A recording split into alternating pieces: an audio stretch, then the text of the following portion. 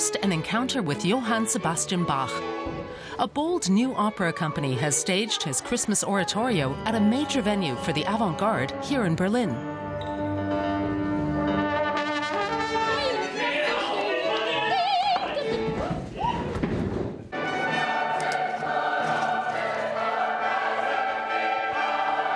This is how most people would expect Bach's Christmas Oratorio to be performed.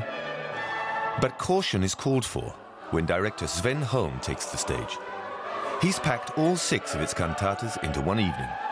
Bach had originally planned 6 Sundays for this endeavor.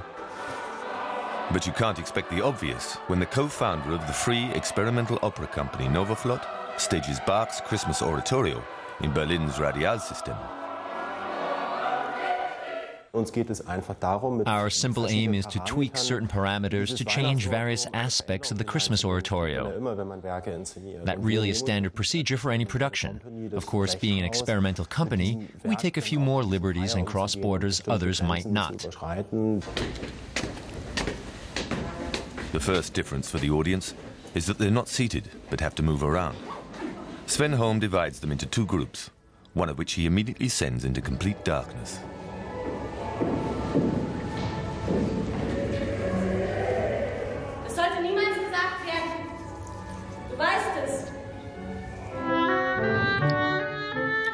The first group of listeners is confronted with cryptic monologues, chamber music, and chorales, sung outside and heard through an open door.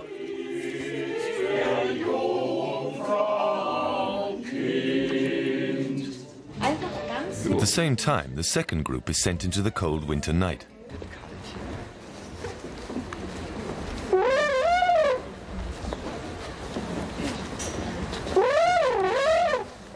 There, strange sounds await them. Not Bach, but free jazz improvisations by trombonist Johannes Bauer.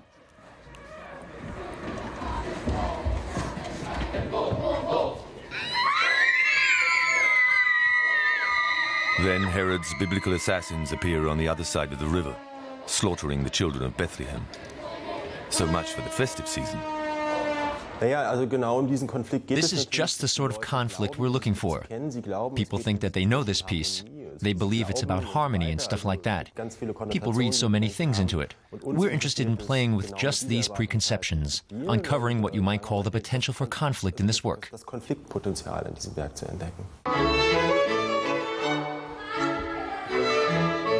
Bach's composition is barely altered musically, but the staging is very free indeed.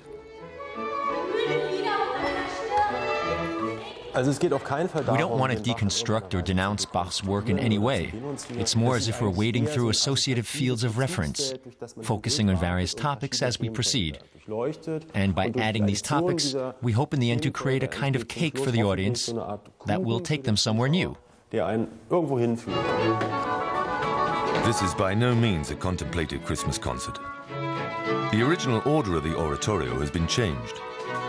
It may be disorientating, but that does give you the chance to watch at close quarters an office party derail completely to the beautiful strains of Bach.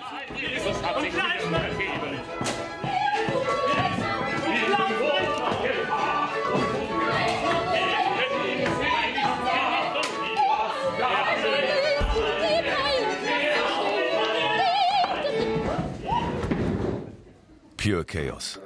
Nothing goes as planned. It is what we expected, but we do need to work on coordinating it better.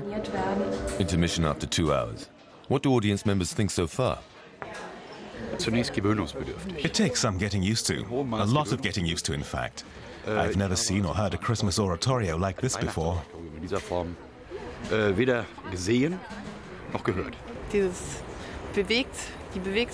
I really do like the fact that the audience moves around. And the music is absolutely beautiful. Then, finally, a moment of pure Bach.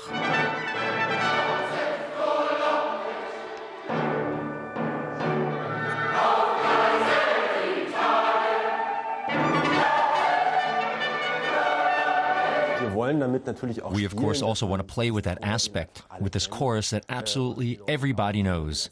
They expect to hear it first, so we play with that expectation, making them wait to hear the most famous part of the Christmas Oratorio.